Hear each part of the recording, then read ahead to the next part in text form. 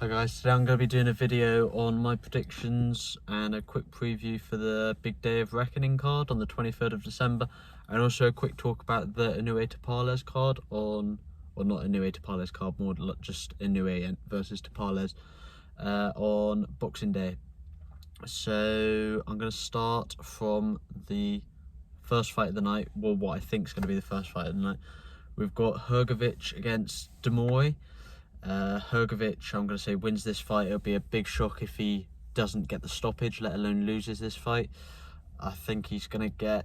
He's had a lot of criticism lately. I think he's had a really low punch output. He's recently fought Zhilei Zhang and Debsy McKean, and his punch output's just not been there. I thought he lost against Zhang. He's just not looks like the heavyweight that everyone thought he was going to be. I don't know why he's fighting Mark Inoue. He should be fighting a better level of opposition than Mark Inoue. And yeah, I'm going to say that he wins this fight. He's potentially one of the guys that Joshua could fight if Joshua wins his fight, because he's #1 with the IBF, and with Tyson Fury versus Alexander Usyk going to be for the undisputed fight, the winner of that will have to rematch the loser, if the loser wants to rematch, obviously, and then they'll have to probably give away the IBF belt, which means Filip Hrgović will most likely fight, if he wins obviously, he'll most likely fight the winner of the main event, which is Joshua Wallin, or somebody else if the winner chooses to fight Wilder, which I'll talk about later. So I'm going to say Hrgović, first 4 rounds knockout. He should be getting a knockout in the first 4 rounds if he's going to be anything like the talent people expect him to be. Then we've got Sanchez versus I forgot his name. Junior Farr, that's the one. Junior Farr's recently lost to Joseph Parker on points, I think. Yeah, he lost to Joseph Parker. Sanchez's best win is probably against Efe Ajagba. He hasn't really fought a good level of opposition since then. I'd say he's definitely needing to step up in opposition. I wouldn't say Junior Farr is that step up in opposition, and I'd like to see him get a better opponent in his next fight. I expect Sanchez to win this fight pretty easily. I think potentially points. I'd like to see him go through the gears a bit and get a knockout, but I think Sanchez will probably win this fight on points. And then we've got Makhmudov against I've forgotten the guy's name. Makhmudov against the Turkish one, I've forgotten his name. I'm just going off the top of my head, I've forgotten the guy's name. But I think Makhmudov will win. Makhmudov, I think, has got more power. I think Makhmudov will be the aggressor in the fight.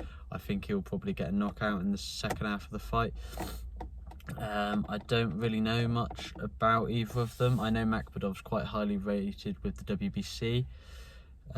So I've seen Makhmudov in his last fight, and I think I saw him in his fight before that, and he looked good. He looked like he had a good amount of power, although his last opponent, I would say, looks like a light heavyweight, so you can't really judge him off of that. But I'd say he's one for the future in the heavyweight division. I know he's in his 30s now, so he needs to be pushed a bit more. So yeah, looking forward to that fight, and I think Makhmudov will win this fight with a knockout in the first 6 rounds, I'd say. And then we've got Jai Opetaia against Ellis Zorro. Excited for this fight. I'm not really excited for the fight. I'm more excited to see Jai Opetaia. I rate Jai Opetaia quite highly. I think he's a really good boxer. I like his win against Maris Bradis, who is probably seen as like either first or second in the division, joint with Okolie. Okolie's obviously lost now. I expect Jai Opetaia to win this fight. I expect him to knock out Ellis Zorro, and I think next year he'll hopefully have big fights. I mean, he's supposedly signed a deal with Saudi to have a 2-fight deal, so this is one of the fights, and hopefully his next fight will probably be a big one against like a Chris Billam-Smith or maybe a Maris Bradis, who Jai Opetaia's just lost his belt because the IBF said Bradis was the mandatory, but Bradis was fine with him fighting today or in December because Bradis wasn't going to be ready, and then they agreed to fight in March apparently, but then the IBF said no, he's not fighting for the belt. So Bradis is now going to fight someone for the vacant belt. Jai Opetaia still has the Ring Magazine belt, so he's still seen as the best in the division in my opinion. If you have the Ring Magazine belt, I think that shows you're the best in the division, usually anyway. So I expect Jai Opetaia to win this fight in the first 6 rounds as well. I think it'll be similar to his Jordan Thompson fight. I just think he won't overlook his opponent. He looks so driven, Jai Opetaia. He looks very very determined to win the fight, and I think, yeah, I just think Jai Opetaia is going to be too good. His footwork, he's constantly changing angles. He's a lot like Alexander Usyk, which I think is why Tyson Fury wants him in his sparring leading up to the Usyk fight. And yeah, I'm just really excited for his performance on the weekend, and I think Jai Opetaia will make a statement performance again like he did against Jordan Thompson. Then we've got Dimitri Bivol against Lyndon Arthur. I think Lyndon Arthur's a good European level fighter, maybe fringe world level fighter. I just feel sorry for some of the fighters at light heavyweight, because in other divisions you can like navigate to get to a title, but like recently you've had the likes of Bivol, you've had Beterbiev, you've had Kovalev, you've had Ward, you've had so many good champions. It's just in the light heavyweight division it's hard to like navigate to get to a belt, and I feel sorry for like the people who potentially in like other weight divisions could navigate themselves to a world title, like Anthony Yarde. He's obviously fought twice for a world title. Lyndon Arthur, I don't think is going to win this fight, because I think Lyndon Arthur's best asset is the jab, but I think Bivol's jab is probably better. I also think Bivol's footwork's better. I think Bivol's got the better amateur pedigree, and I just think Bivol will potentially be too good in this fight. I don't want to write Lyndon Arthur off, because I've wrote him off before against Anthony Yarde and he proved me wrong in that fight, but I do think Bivol might just have the superior footwork. I rate Bivol's footwork so highly, and I just think there's potential that he could probably just outpoint Lyndon Arthur. I wouldn't be surprised, especially if he overlooks him. I think he could just try to outpoint him like he did against Craig Richards. I could see a fight sort of like that, maybe a 9-3, something like that, I think, on points, 117, 111 on points. I just think Bivol's an elite pound-for-pound boxer, and I've got him in my top 5, I think. So he's just that good, and I think he will beat Beterbiev, and then I want to see him against the winner. No, I think he will beat Lyndon Arthur. I do also think he beat Beterbiev, and I want to see him in with the winner of Callum Smith and Beterbiev. He's also another one who signed a 2-fight deal with the Saudis, so hopefully that the winner of that fight will then get matched against the winner of this fight, and I'm really looking forward to it next year. I'm also going to make, hopefully next week, a video of my top 10 fights that I want to see in boxing this year, or next year, sorry, and the top 10 fights I want to see in UFC next year. So Bivol and Beterbiev you will see on that list. And yeah, I'm excited to see Bivol's performance. I think, like I said, I think he'll win this on points, maybe 9-3, 8-4, something like that. Then we've got Jarrell Miller against Daniel Dubois. Excited for this fight as well. I'm excited for all the fights, to be honest with you. And I've just remembered the other guy's name. It's Kabayel. Makhmadov against Kabayel. Yeah, anyway, I'm excited for the Daniel Dubois Jarrell Big Baby Miller fight. To be honest, I think it's a bit cringe, the stuff Daniel Dubois saying in like the press conference about like being his daddy and gonna beat him up like his daddy and like stuff like that. And I think he is trying to put on an act. I don't think that's Daniel Dubois. I think it's a bit fake, it's a bit cringy. But if he wants to do it, he wants to do it. Like, I think people know it's an act, so it's kind of funny. So I guess it goes well. But yeah, anyone's onto the fight. I think that Dubois should win this fight based on technical ability. I think he's the harder puncher. I've just seen the weigh-ins. Joel Miller's weighed nearly £100 more than Daniel Dubois, but Daniel Dubois has a problem with his gas tank. People also speculate that he has a problem with his heart. I wouldn't say, as in like his bravery, I wouldn't say he has a problem with his bravery based on the Joyce fight, because he had a broken orbital, and I've personally never experienced that, so I'm not going to comment on it.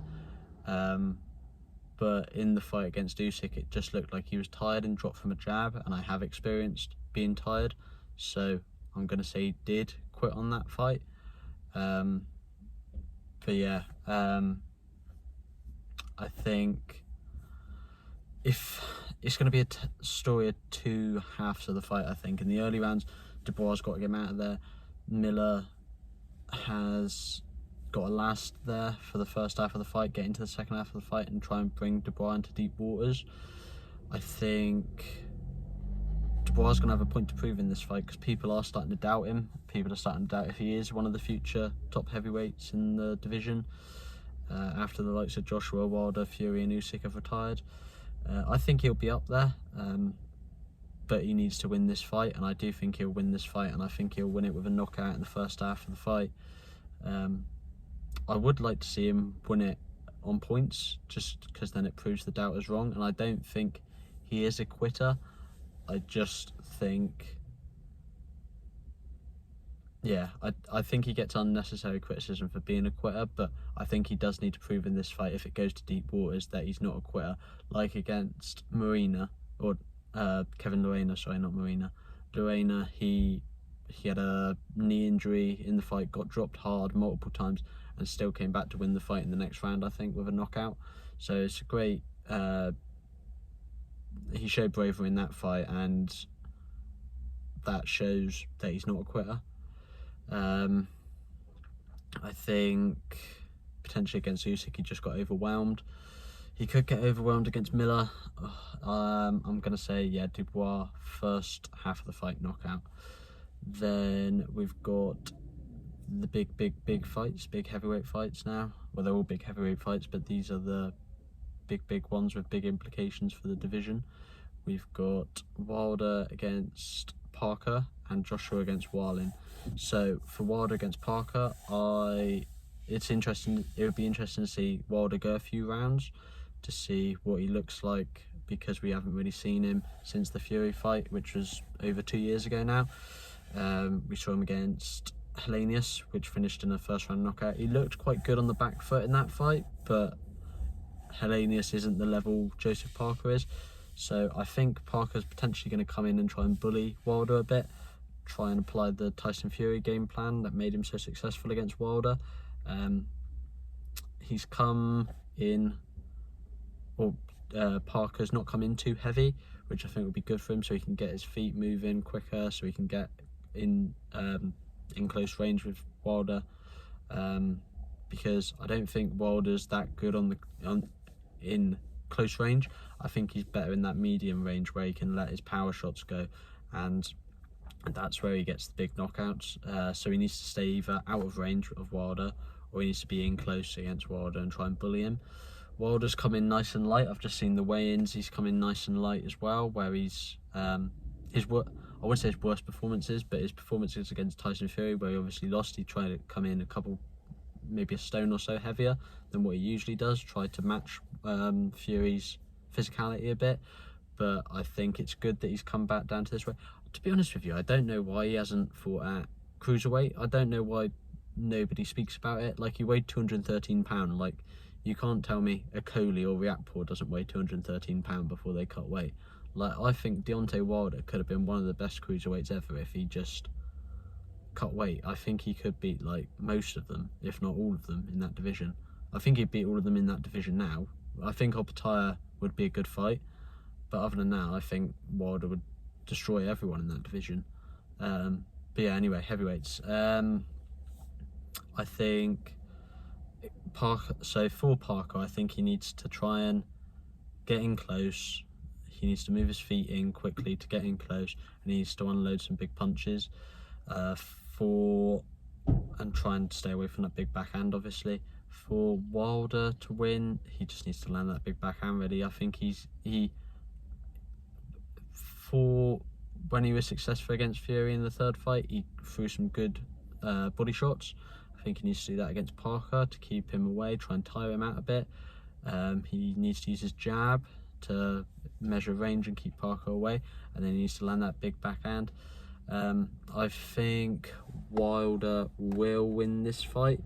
I think he's going to win it by knockout in the second half of the fight. I wouldn't be surprised if Parker's running away with it on the scorecard, so I wouldn't be surprised if it was like a 9th, 10th round stoppage and Parker's winning like 8-2, 9-1, something like that, because I think Parker's a much technically better boxer, but I do feel like Deontay Wilder obviously has that eraser with the big backhand, and I'm looking forward to that fight. I wouldn't be surprised if well, to be honest, I wouldn't be surprised if any of the fights on the card really,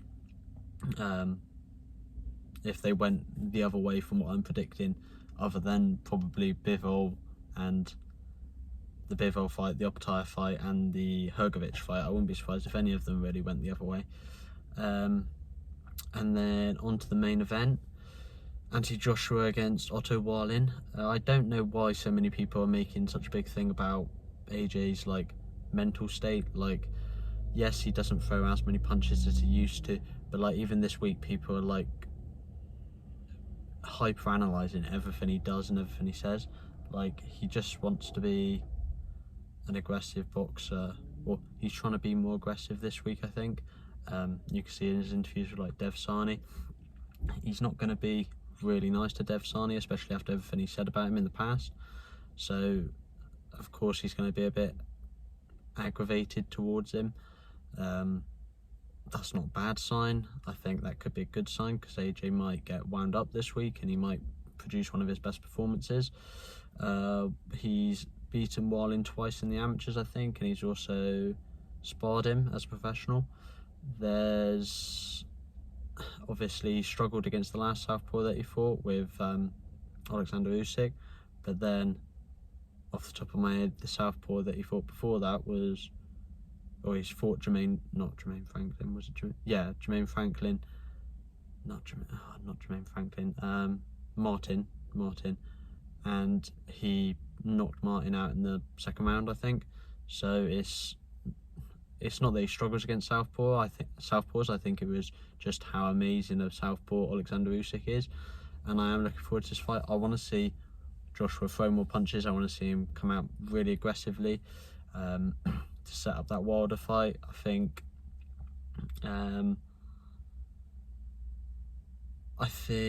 Joshua's going to win this fight. I think he's going to put in one of his best performances since the Ruiz fight, I think, or I hope he does. And I think he's going to beat Wallin with a second half of the fight stoppage. I'm going to predict 8th round stoppage, and then I hope Wilder gets in the ring, and I hope AJ gets in the ring, and then they have a announcement for the March 9th fight potentially. But I don't know if that March 9th fight's going to happen, because that is quite close. It's just over 2 months, like 2.5 months away now. You've got to ensure both fighters win, obviously, and that they don't have any injuries. So I think it's going to be hard to announce the fight in the ring on the night, and but I do hope that the fight's going to get made. Joshua could go another direction and try and fight for the IBF title when it gets vacated by the winner of Usyk Fury. He could fight Hrgovic if he wins. I'd like to see him fight Wilder. I think it's a fight that needs to happen, and yeah, interesting fight, amazing card, and yeah, really looking forward to it. And I will be watching it, and I will do a review of the show at some point next week. It will be after Inoue and Tapales, which I'm now going to speak about. Inoue Tapales, 26th of December. big fight. Inoue can become a 2-weight undisputed world champion, which is just an amazing feat. Only Terence Crawford's ever done that, and that was very recently. But the fact that Inoue became undisputed at bantamweight last year and could become undisputed at super bantamweight this year is just insane. And I want to see him fight Akhmadaliev after this fight, because I do think he's going to win by stoppage, and then go up to featherweight for the latter half of next year and fight a big name at featherweight like a Lopez. I'd love to see that Lopez fight at featherweight. I think, yeah, but they're both top ranked fighters, I think, as well, and I would just love to see that fight against Lopez. I think that'd be an amazing fight. I don't know who else he could fight at featherweight, but yeah, Inoue is just a special fighter.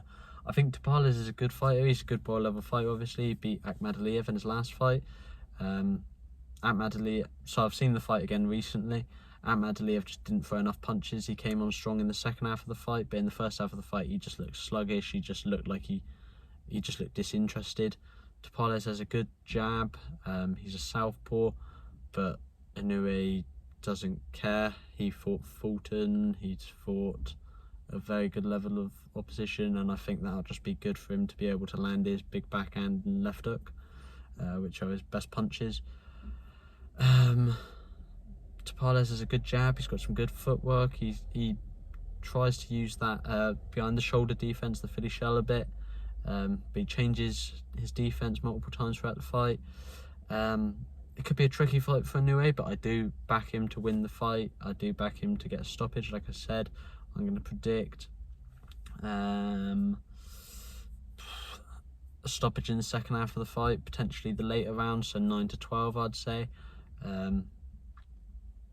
I just think Inoue is such a special talent, and I just think he's gonna, if he goes up to featherweight and he fights Lopez and beats Lopez, I would say, I don't know what he can do to overtake Crawford at this stage, unless Crawford loses to somebody. Yeah, Inoue is just a special talent, and I can't wait to see him fight on Boxing Day. And then I'll do a preview of it some point next review of it some point next week, and who I think everyone should fight. Yeah, really excited for this next week of boxing. It's a massive week, and you don't really get them this close to Christmas and around Christmas, and I can't wait for it. Thanks guys, please like, comment, subscribe to the channel, comment on what you think I could improve, what videos you want me to do next week. Thanks guys, have a good Christmas.